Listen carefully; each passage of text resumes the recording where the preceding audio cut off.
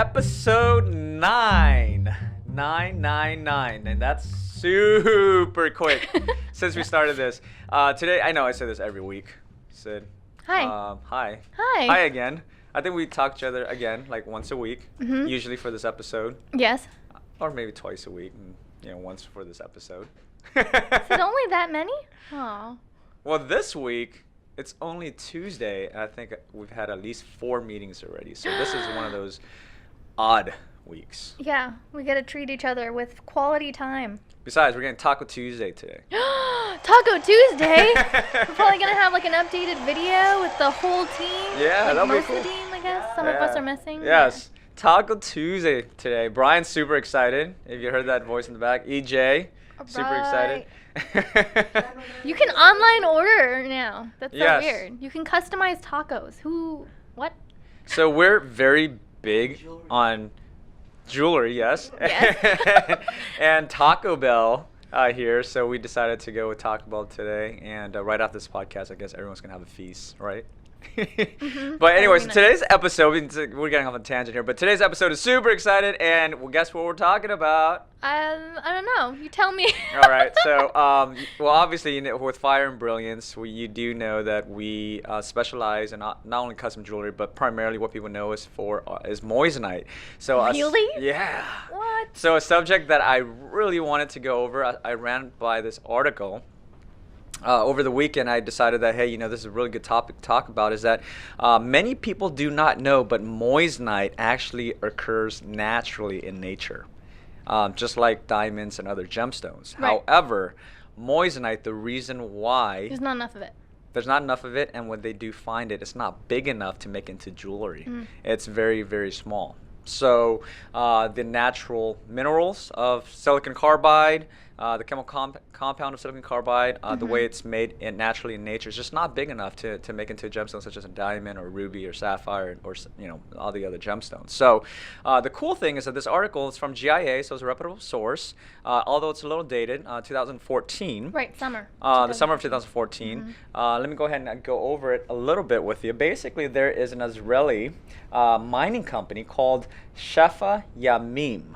And I'll go ahead and provide a link at the bottom of the, just look below. It should be there already if you guys are watching on YouTube. Or else, if you are listening to the podcast, go onto our YouTube channel and definitely check it out. There's a link. And basically, this company, they have found over 2,500 crystals of natural Moissanite. Okay, and there are deposits along the Kishon River near the northern Israel. Okay, so with that being said, one of the largest known natural Moissanite crystal found was approximately 4.1 millimeters. Wow. Yeah, so 4 millimeters, you could actually make that into a small gem. But since it's kind of elongated, I'm not sure how they can maximize that. But for those that want to see this, hey, Brian, EJ, can you make sure that there are images showing somewhere around here or down here or up here? For visual reference? For podcast listeners, you could definitely, again, check out a YouTube video or just click on the link and you'll be able to find it in the article. Yeah, photo references there as well. Yeah. So, and I want to go over the different colors that I see here on these natural mineral deposits because it's actually really, really pretty. Some of these are really dark and deep blue, like the deep blue ocean. Some of it looks like a teal color. A light green, got some like iridescence in there as well, right? Exactly, and some of it looks very metallic. So for example, this one looks very white and snowish. If you have ever seen Terminator 2, there's a villain called Liquid Metal. So when that villain melted, it looks like this very silverish type of look. There's a stone here that looks like the letter Y sideways, and that looks exactly like, it reminds me of that character in Liquid Metal. But anyway, so it's really, really pretty. And why is this so unique to the situation that we are in right now, and do I find it so intriguing? It's intriguing because Moissanite is something, it is a natural mineral. Right. It once occurred in nature. It's just that now we make it in the lab, so that we can create it and then be able to have other people enjoy it in full. Right. Exactly. So the reason why we have to do that is because it occurs naturally in nature, but it's not big enough to make into jewelry. So if it's not big enough to make into jewelry, then we have to make it bigger so people, like you said, they can enjoy it. They can wear it as gemstones. That we cut into multiple shapes. We can cut into multiple sizes. Right, and you don't weights. have to mine in order to receive something as pretty as that. Exactly. Like that of diamonds and other gemstones, right? Right.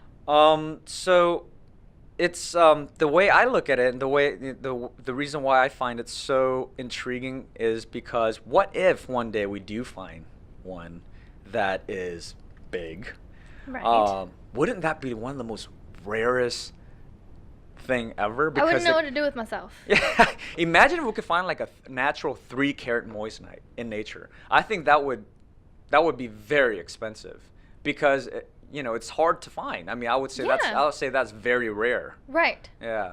So, but I mean, if that was the case, then I mean, obviously there'll be more of it, and hopefully people will find more. But that's really not the case, and that's the reason why it's made in a lab. So, and that goes into my next thought process. So, a lot of people, when people buy jewelry, especially when they buy a diamond, or when they have to debate between a diamond or a moissanite specifically.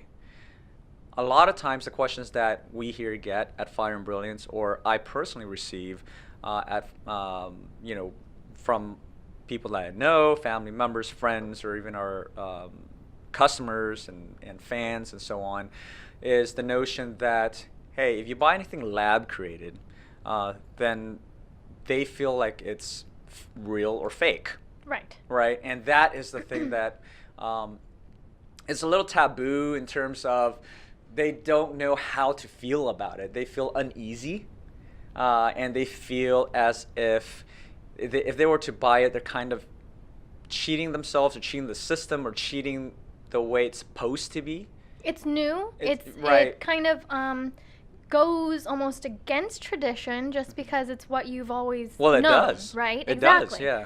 So when you're introduced to something new, you don't know whether to change with the times or go with it or what. But when you go with what you know works, like I don't blame them for that, but I also feel like you should learn how to embrace what's new and think of it as like a, entertain it a little bit just so that you can experience something that is new. Yeah, absolutely. And so the whole notion of it being real or fake, I guess, is the one thing that many times, will determine whether a person will buy a moissanite or a lab diamond versus a natural diamond or a natural gemstone, because something internal about what they've been taught or how they've grown up or how the pressures of society or whatever it is makes them feel like, hey, they need to go with the natural versus more, or and so on. So so that's a talking point of today, and I want you to share, if you want, I mean, obviously, to share your own personal opinions as to what your thoughts are on it, and then I'll go ahead and share my opinion. Sure. And then, it's at the end of the day, basically, what we're doing here is to create more conversations, talking points, and kind of really throwing it out there. A lot of things that people try not to bring up because it may be controversial, but heck, why not? I mean, it should be talked about. It's important, yeah. Right. You beat around the bush the entire time. What have you to talk about at all in life? There's just so many things to talk about out there that are important and meant to be discussed. And you should be able to have a conversation and a discussion with somebody even though your views are different from the other person. I agree. That is just so that you're able to understand them a little bit better, understand the world a little bit better. And I think that's something that we all need. I agree. I agree 100%. That you put it very well. Thank you. So I tried.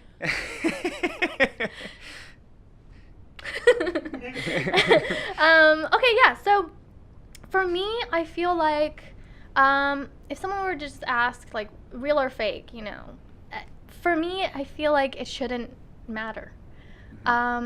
I feel like if you see this new thing, right? It's sparkly. You don't know anything about it. You just know that it has these optical properties that appeal to you or may appeal to another person. Like, I don't think that it should matter very much as long as like it lasts you for the long run, it benefits you or another person. I don't think that it should matter. The label should not matter because people are going to label things no matter what. And for example, I identify as bisexual, but you know, like I play like one part of a lesbian couple in our mission statement video. Right. And if someone were to ask me in real life, because they have not met me before or anything like that, hey, are you actually lesbian? Are you straight? Are you bi? For me, as like a fellow thespian, for me it wouldn't matter. I would just tell them doesn't matter because you're viewing and you're experiencing this mission statement video how you should be. Love is love, and you shouldn't put a label on it. Mm-hmm. As for other actors that I idolize in movies and in TV shows, sometimes they will, you know, not choose to declare what their sexual identity is because it might, you know, hinder somebody from experiencing that film or that, you know, favorite TV show that they have, because it's the character. The character is what you enjoy, and it shouldn't matter about any label that you put on the character or the real actor that's playing the character. Right. You experiencing, you love that character. You experience Moissanite, you experience Diamond, you love it, that's okay. Right. Love is love. That's my take on it. I mean, first of all, thanks for sharing. Yeah. I know that's a personal thing about obviously your life. Yes.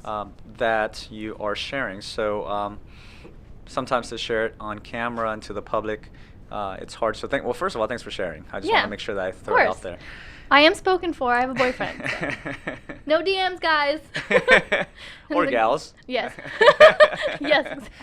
Right. So, and by the way, last week I had mentioned that you just came back from the UK. Yes. So you actually went to the UK with your boyfriend, mm-hmm. and I mentioned that you were going to share your experience. Yeah. We totally forgot to bring that up, so let's definitely share that at the end of this episode. Yeah, sure. Stay tuned. Yeah. Go over what you liked there. Maybe for the people that never traveled to the UK, maybe give them a few tips on what to do or what you liked, or if it's even worth it to go over there. What, you know, I mean, sure. let people know, and people that are watching, and I'm sure it's lovely over there. So yeah, let us know what you enjoyed. Yeah, and then you just came back from your cruise as well. We can hear about that as well. Yes, I came back from a cruise. I enjoyed it, and I also was.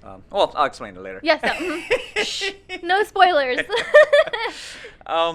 And before I start, you know, for people that are watching us on YouTube, definitely let us know what you like.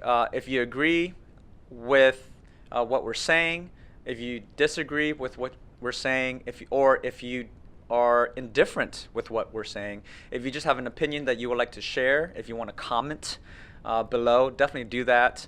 You know, we would love to hear your opinion as to what you think, right?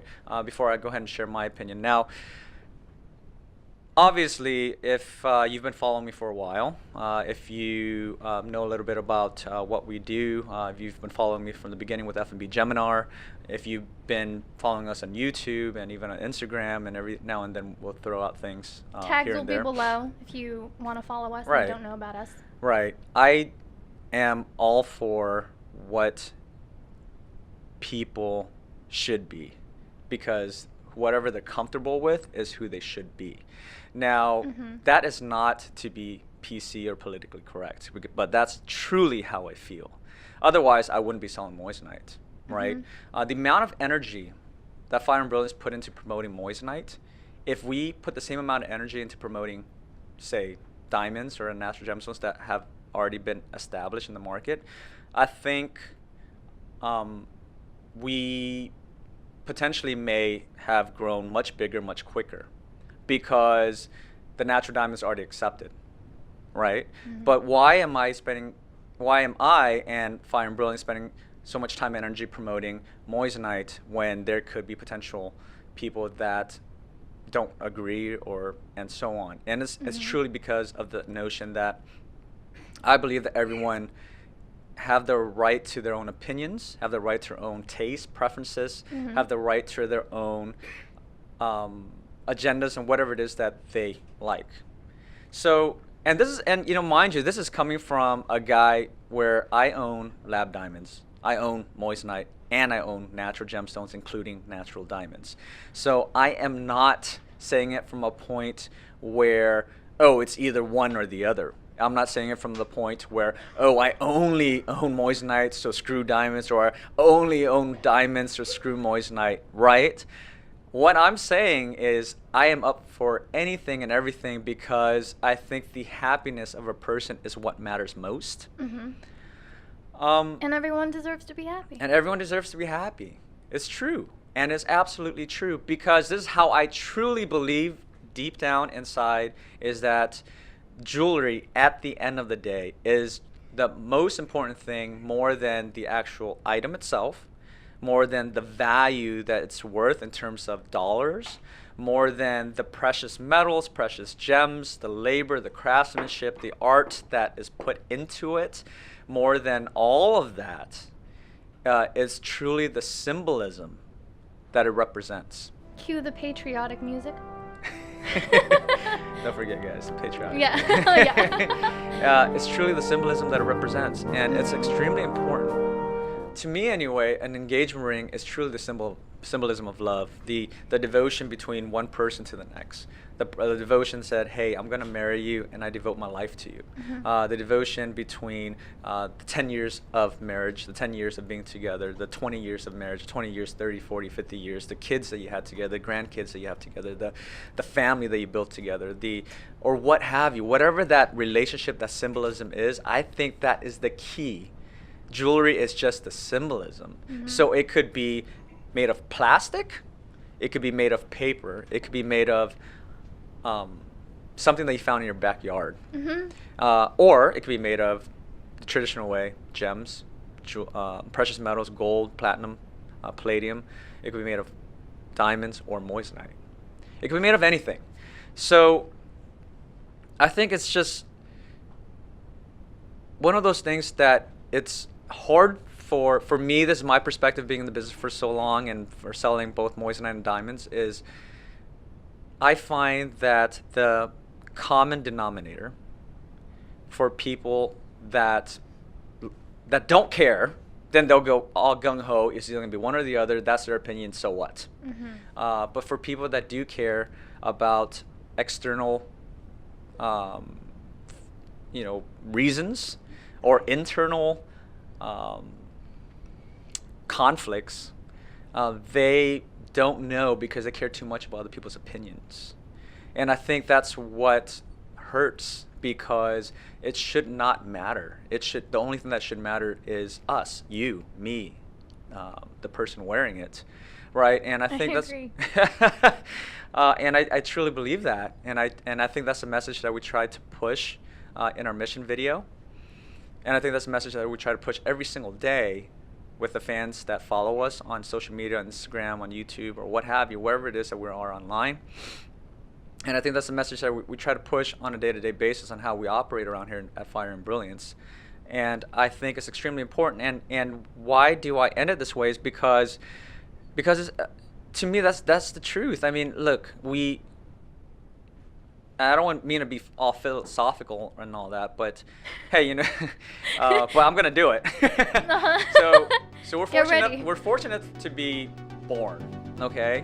Not let alone be a human being. Oh, we're going there. Yeah. Let me take And a then and we're lucky enough we get to live 60, 70, 80, 90 years, right? So why not to live the life that we want to live instead of living the life that other people want us to live, right? So if diamonds make you happy, then buy diamonds. Brian's snapping over there. If moissanite makes you happy, buy moissanite. If cubic zirconias make you happy, buy cubic zirconias. If you don't need jewelry, don't buy jewelry. Wow. So right. Wow. So and that's There you coming from go. a guy that sells jewelry. I'm not Yeah. telling you not to buy jewelry. It helps our No. business. But if you don't feel like it, hey, no We're one's not forcing you to. right. Right. So, so that's my take on it. Yeah. Again, everyone that's been watching us, leave a comment. Let us know if you agree, disagree. Let us know what your thoughts are, and so on. Now, the other part of it too is there are a lot of people that say, hey, buying a diamond provides a certain status symbol, and buying anything less than a diamond is an alternative to that status symbol, which is considered fake. Mm-hmm. And again, it goes back to what are your thoughts on that? Okay. Well, I am an Asian female, in case you did not know. I had no clue. There is a very, strong social pressure to this day that is expected of whoever is to marry me. Asian parents that I know of expect for the person that you marry to provide you with a very large and also gorgeous colorless diamond.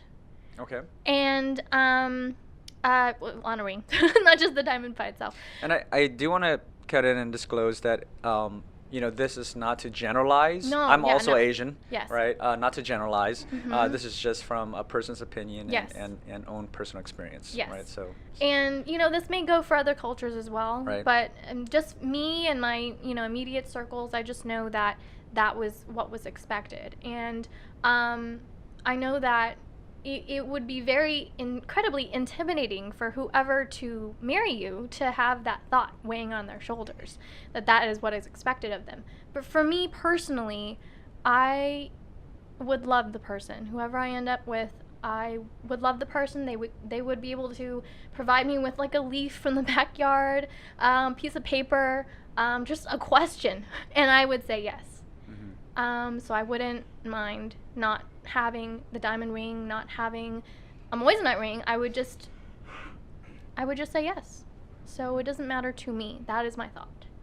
Mm-hmm. If they were to provide me with just something pretty, I would also appreciate that. But just for my own personal opinion on the matter, it's just that whatever you provide me, I will love. Right. I just love the person that you are. So. Right. That's very sweet. Thanks. So, to your boyfriend. Oh no! Dan, don't watch this. We might want to cut this out. No, I'm just kidding. Leave this in. That's very sweet of you to say that, and I feel the same way. So, I'm also Asian American, and I see where you're coming from. There are certain people like that, and but again, I don't want to generalize. There are people like that in all different cultures and race and different parts of the world, and all that. So, but to me, in terms of a status symbol, of course, it's been marketed for so long, right? It's like Brian was saying earlier, buying a branded car sometimes make you feel like you have a status symbol versus a car that is not as branded. So because diamonds have been branded for so long, have been marketed for so long, that it's considered high-end royalty, that it makes a lot of people feel like they have worked hard and to purchase something to give them more value. Right. So I don't want to take that away from people that feels that way, and to each their own. But at the same time, I do want to also say that not everyone buys natural diamonds to make them feel as if there's, that's a status symbol. A lot of people in the past purchased diamonds because it was just the only traditional route to get engaged. Yeah. So it wasn't something that they cared as a status symbol. It was more or less because that's the traditional way of getting proposed and engaged and getting married. Now that there are other options, for those people that don't care for the status symbol, they can purchase moissanite or rubies or sapphires or lab-created gems or cubic zirconias or whatever it is that makes them happy. Right. Right. And so just to touch up on what I said earlier, it's not necessarily a superficial thing that they that my parents would have wanted that for me. it's in their way of showing that they just want to make sure that I'm taken care of. Absolutely. Right? Because And what parent doesn't want that? because right? when a parent passes away or something like that, they don't know what's going to happen to their child, and they don't know if that child's going to be financially okay on their own and everything like that. So that's why that idea came upon my family, at least. It gives them a sense of at least some certainty Yeah. that whoever they hand you or whoever you marry will Who takes my hand? who takes your hand. Yeah, that's what I meant. Will hopefully be able to take care of you. I'm a parent, so I get it. I have a little baby girl. I cannot imagine. It hurts me thinking about her dating. She's like this small, by the way. Yeah, she's only 3. Yeah.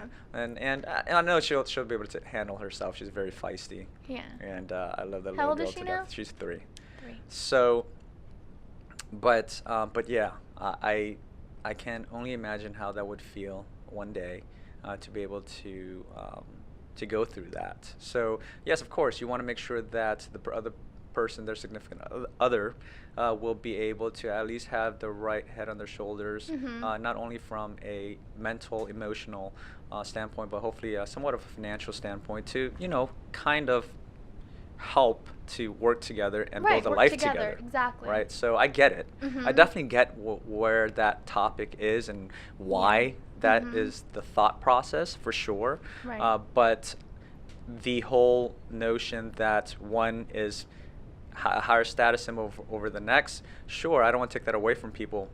But again, going back to what I had said earlier, the reason why many people bought diamonds for the longest time was not because of the status symbol. It was because of the notion of love and the traditional route of actually getting married. Now that the traditional route does not have to be as traditional because there are other options, then right. Yeah. And we progress as a people. Right. And there are different ways of expressing the same idea, which is that, hey, like, it's okay. I'm going to be her shoulder. Right. I'm going to be his or her shoulder, like, you can work together and you can purchase a Moissanite, or you can purchase whichever gem makes you happy, Right. and still be okay and take care of each other.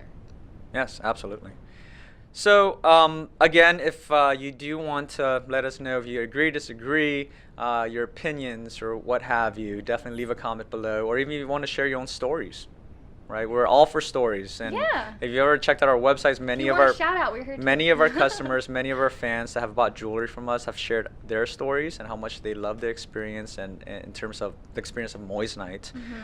Fat Fan Features is where most of their stories are shared. Yeah, and I want to make sure that I do disclose this. It's not coming from a biased point of view, only because many people do not know that we also offer natural diamonds upon request. We also offer. Someone just asked me the other day, hey, how come you don't have more natural diamond available on your website? And it's just because, like, hey, like, you can request it and we can make it, we can see what works. Right, and matter of fact, we get these requests very often, almost daily, on natural diamonds. So it's not that we don't sell natural diamonds, we just don't market it as much. Right. But we offer all types of gemstones, so this is definitely not coming from a biased point of view. It's just we just want to be able to create conversation. Yes.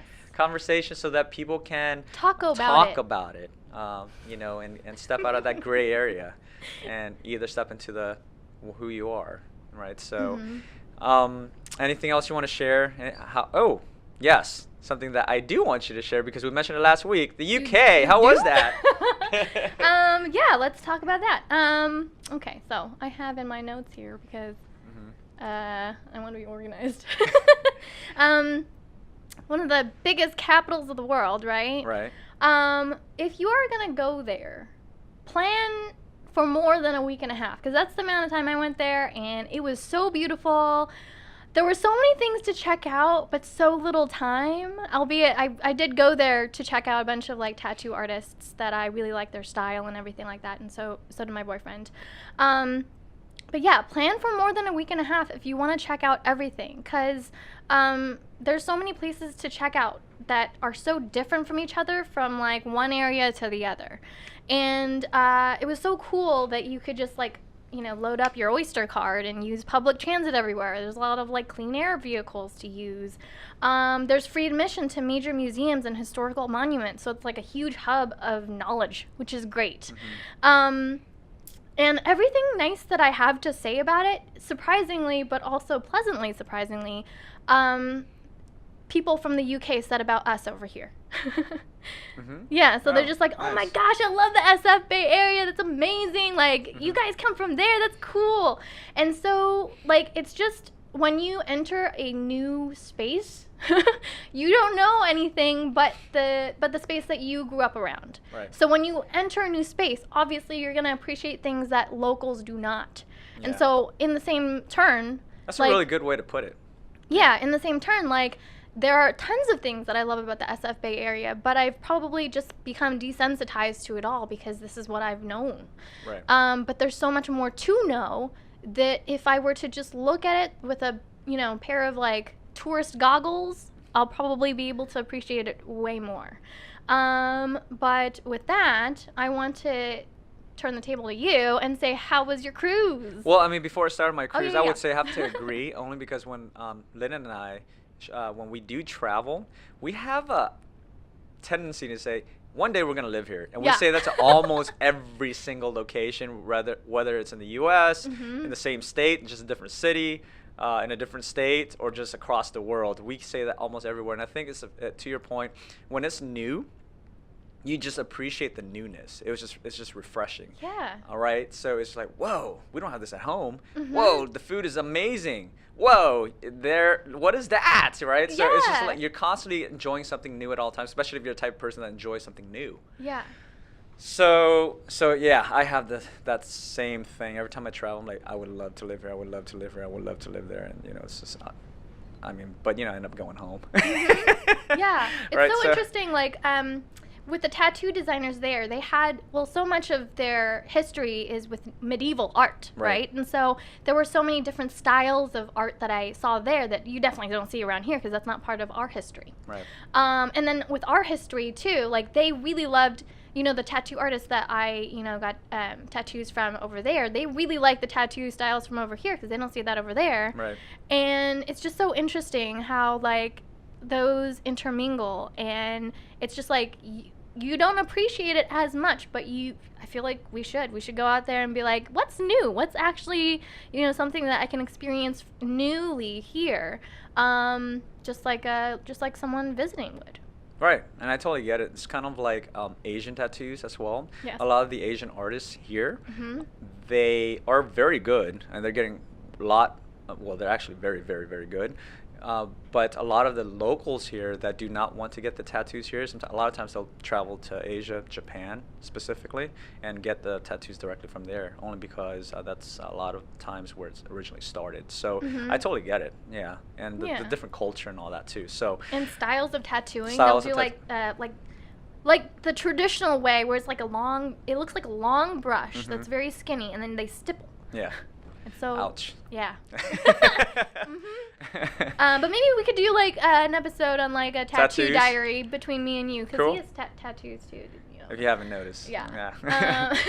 The one with my but broken yeah, arm. let's do that for another episode. We'll just touch up on that. So my trip, basically I took a short trip down, my first time anyway. Linda has requested to go on a cruise for many, many years. I have been reluctant to do that only because I'm afraid of the open ocean. Tell me why. And there are two reasons. Okay. One. Well, first of all, I have this weird fear that what if it just sinks and we're freaking screwed, right? Oh yeah, I have weird fears all the time. Tell me about it. And we'll be in the open ocean, and I would be like, the Titanic movie, and it's like, don't let go, Jack, don't let go. And then now with two kids. Oh yeah, right. So the other way around, right? Yeah. Now with two kids, it's that fear. It's a bit stronger only because I have two kids, right? Right. So somebody else has to share that tiny raft. Yeah. Well, my kids go on there first. Yes. I'll just kind of don't let go, parents. swim around. But the second thing is actually I have very low tolerance to motion sickness, and I do get seasick very quickly. I share both these fears. Right. Yeah. No, I get vertigo and motion Yeah. sickness all the time. I get motion sick even in the driver's seat in a car. Right. So, yeah. Yeah, you've told Go me ahead. that many times. Tell me about the tail end of your trip again. So it was really well. First of all, it was very fun. If you ever take a cruise outside of California, there are two locations. You either leave, or on the West Coast rather, you can either go up to Alaska or down to Mexico. We decided to go down to Mexico. We stopped by Catalina Island first, which is off the coast of California. It's actually part of LA County. I did not know that. Well, that was really fun. We rented a go-kart. We drove around the entire island. And it was a very nice view, and then we went back onto the ship and went down to Ensenadas, where we enjoyed a lot of good Mexican food, tacos, shrimp tacos specifically. Shout out to Ensenadas. I ate so many shrimp tacos. Did you eat an empanada in Ensenada? No, I didn't. I make stupid jokes. No, it was great. And so I had a really good time. The kids had a really good time. It was really fun. It was only like a 4-day cruise. And I was fortunate. I was very fortunate because I was very prepared. I got I forgot what the medicine's called. Dramamine? Dramamine. There you go. I got that. It's a type of antihistamine, if you didn't know that. I did not know that. Yeah, it Right. helps drain the excess fluid in your inner ear, like in between there and everything like that. I'm well versed in this just because I get so motion sick all the time. Got but it. Yeah, it's a type of antihistamine. So that made me feel super fine the whole time. And I also had these weird wristbands that you're supposed to put around your wrist that helps you not get motion sickness. So I was wearing that, and I was completely fine until the last day, 3 hours before we were heading back home, before we docked back in California. I woke up in the middle of the night, and I was spinning. I've never had vertigo in my life. If I could explain vertigo, that's probably the first experience. I don't know if that's vertigo or not, but I immediately had to go and throw up. I threw up. Oh, yeah, I was vertigo. sick. My whole body was tingly. And you can't really walk. I couldn't walk. I thought I had a fever. I had these cold flashes, and I put the blanket over me, and then I was completely started sweating. I took it off, and I got cold, and so I was a hot mess. And the whole time I was saying to myself, how am I going to get both kids and my wife off this boat, and when we dock in 3 hours, go from the boat to an Uber ride to the airport, to the plane, to fly back to San Jose, back to another Uber, then to the house, while I'm feeling this way the whole time. But I did, thank God. Oh yeah, mind you, my little girl wants to be held at all times, so I have to hold her and carry her while I'm going through this, and I had sweats coming down. I looked like I just got off the shower, right? So anyway, long story short, I got home. I finally got home, thank God. I crawled into my bed. I laid there for about 2.5 days, and I was just, I was so thankful I was home, but I thought I died halfway. Really. I'm glad you're here. Hopefully from the toes up to my knees, but I really thought I was gone. But yes, I woke up, I showed up to work on Monday, and I felt completely fine after that. So maybe I missed work. Maybe that's what it was. Maybe I missed work and I was dying because I was away from work for so long. Maybe. Not enough alright guys and MKs. MKs, alright guys? Yeah. Anyway, so that's the story. I hope you enjoyed it. I don't want to get off on a tangent on our trip. And, again, this is the 9th episode of the F&B Spilling the Tea. Or Spilling the Tea with F&B, rather. Yes. Until next time, thank you, everybody. Bye. Bye.